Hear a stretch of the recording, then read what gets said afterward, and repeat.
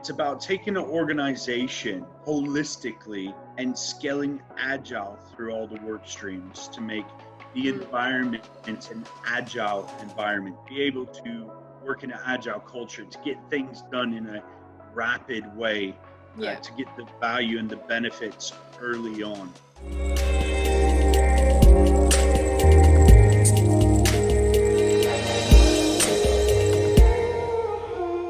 Hi, and welcome to another episode of The Corporate Show with your host, ManjeetNijjer. This week, we are going to talk about S.A.F.E, which is short for Scaled Agile Frameworks. Now, you're probably wondering what that is. And that's why I've brought my friend David back again. You know, David, font of all knowledge. So, hi, David. How are you doing? I'm really good. How are you? I'm well, thank you. And thank you for coming back again. I really appreciate it. Your input is just amazing. The feedback I get about you is just like, where did you find him? How come he knows so much?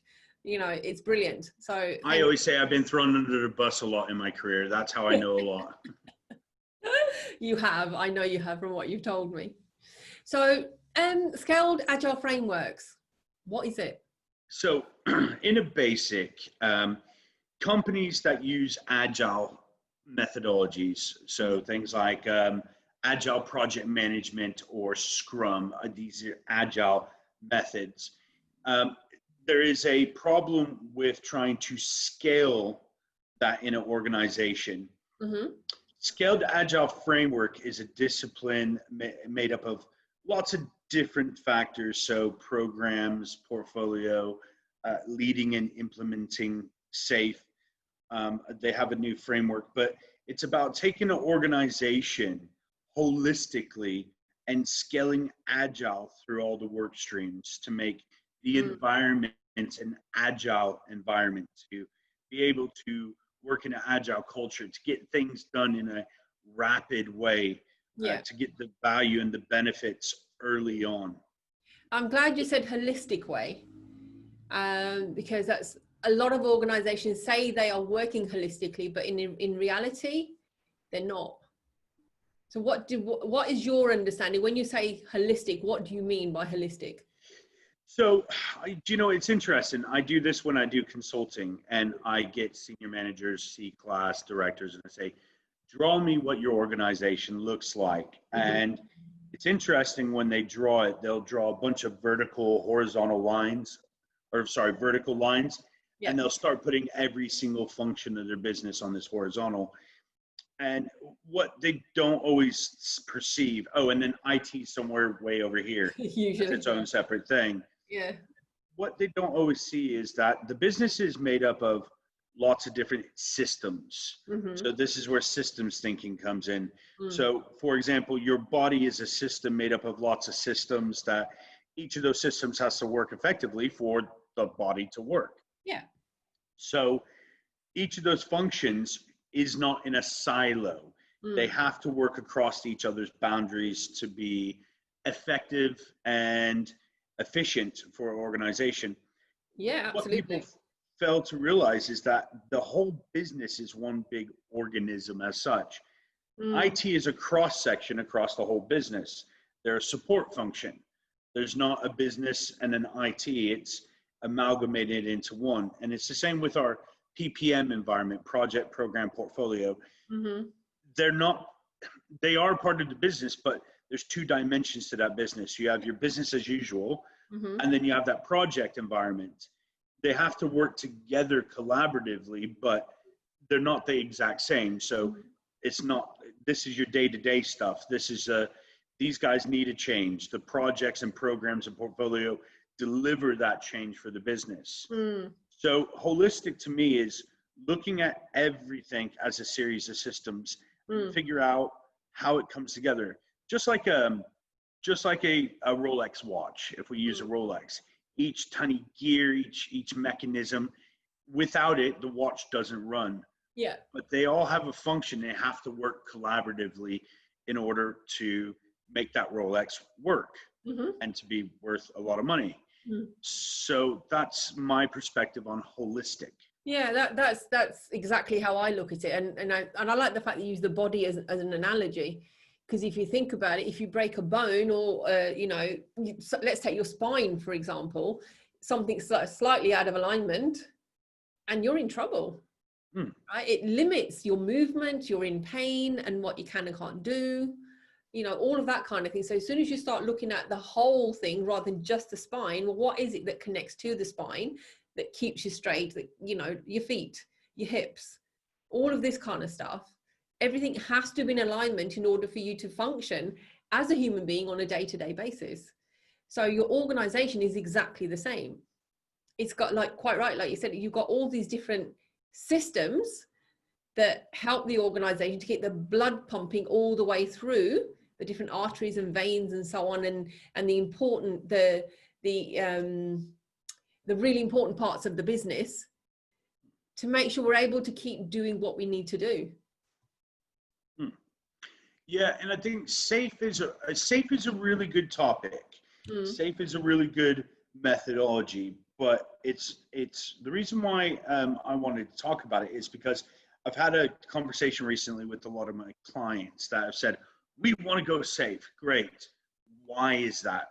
Yeah. And they go, because it's the new thing. It's what everybody's doing. The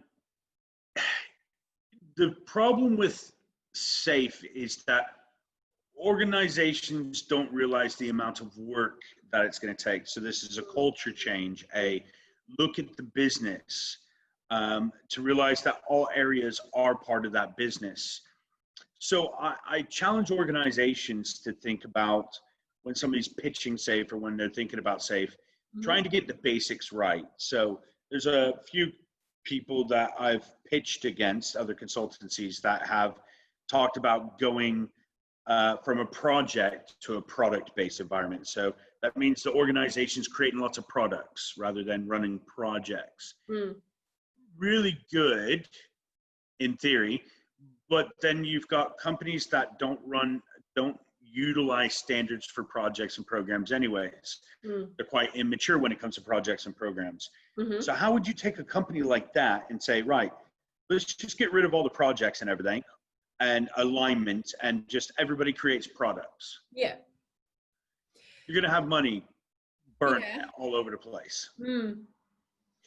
So as SAFE is a really cool topic and good thing for companies to look at, there's a lot of work that has to be done to get a company scaled in a way to where all departments and all functions are working together.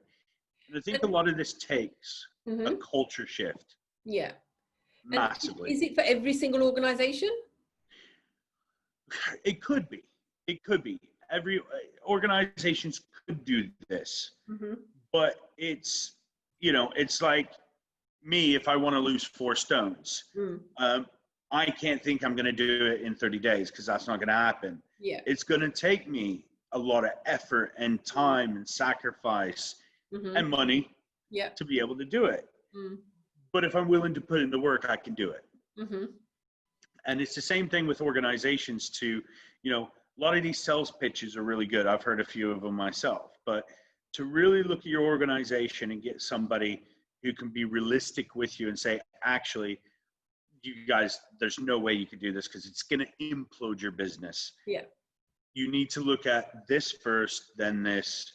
So if companies are thinking about scaled agile, it's great, but they need to have an understanding of what it is, the impact it can have on their business, and the amount of work they have to do early on to get to that maturity to be able to do it. Yeah, because there is a misconception, as there is with most frameworks actually, that you can actually lift the framework out of the book, shift it across and drop it on your organization. It doesn't work that way, does it?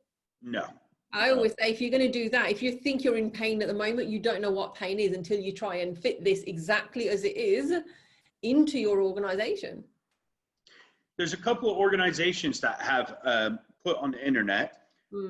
So if you look up companies that have done SAFE, you can look up some of the companies that have gone SAFE, and one of them spent millions and millions. They were going to spend a bunch of money to change it anyways.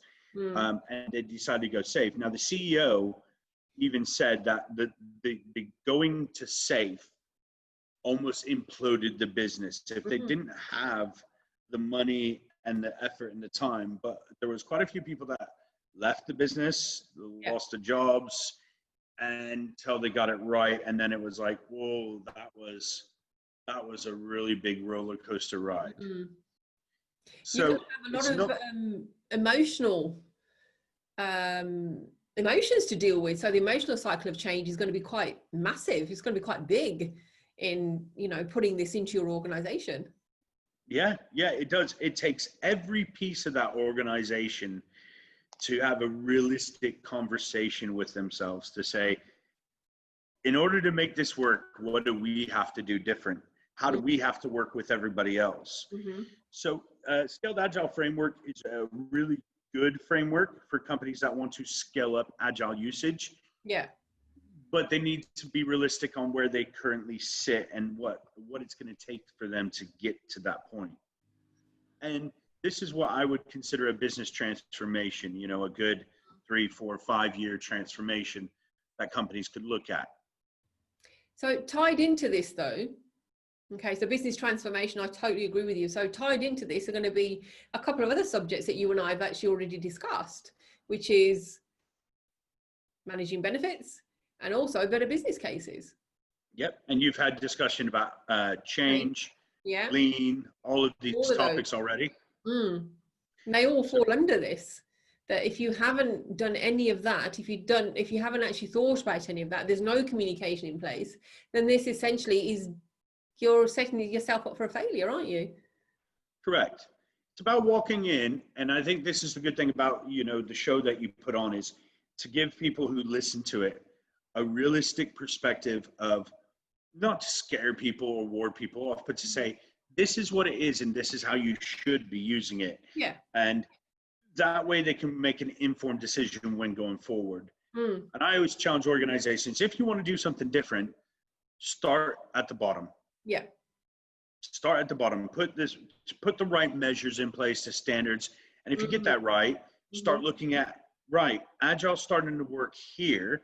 How can we spread that across the business? Yeah. And it's really important to make sure you've got the buy-in of the employees of that organization. You will get a high churn rate as this goes through. You will get people leaving. There's no two ways about it. As soon as you introduce something new, or you're going to introduce something new, you kind of create that level of uncertainty.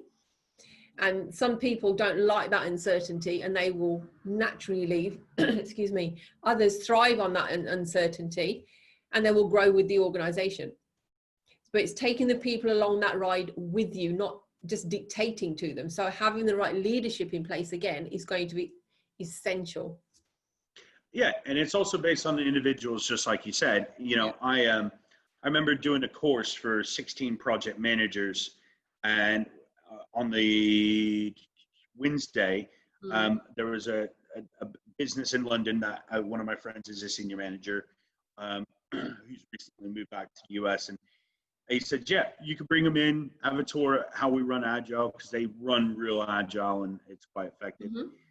And it was interesting. By the end of the tour, I was left with just under, in fact, there were 16. I was left with 5. Wow.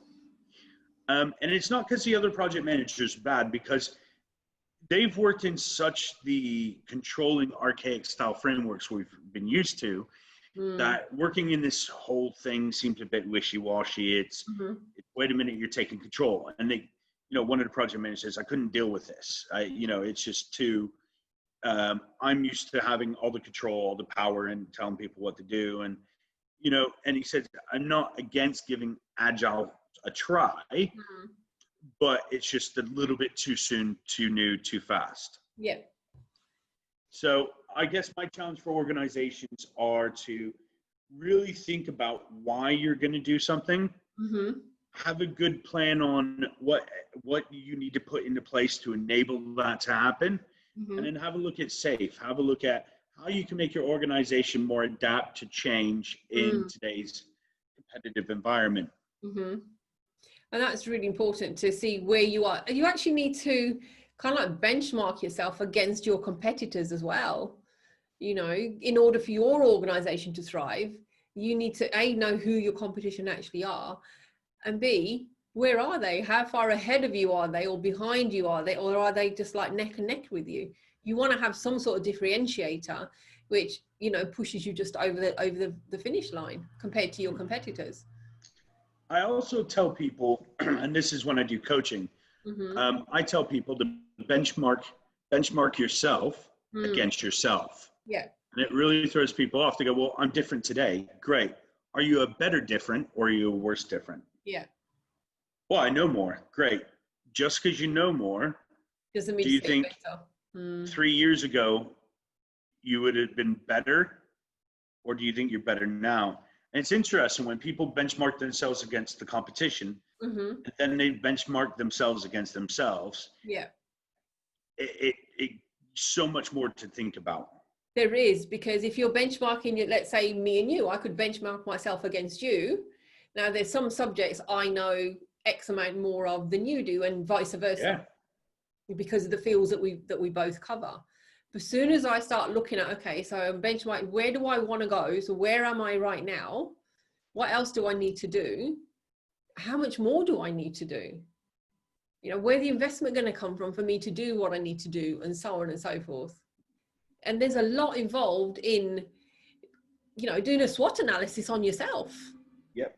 You know, to grow yourself as an individual. And I use the same sort of analogies when I'm doing my coaching as well, is to don't compare yourself with others, compare yourself with yourself from yesterday or the day before or the year before or whatever it was. But organizations, it is important for them to benchmark themselves as well as against themselves, but against the other organization doing similar things to what they're doing. So we can just keep pushing. Otherwise your employees will be like, well, we're no different to this organization or that organization. We're exactly the same with them. So I could literally just, there's no difference who I work for because it's all the same.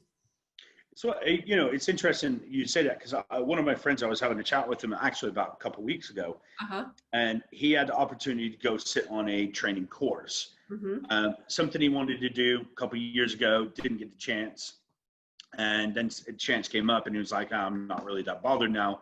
And then in hindsight, he was like, you know, I wish I would have done that. He goes, because I've had this 2-year period of, yes, I've developed some personal qualities, but I could have added these things to my, you know, CV really.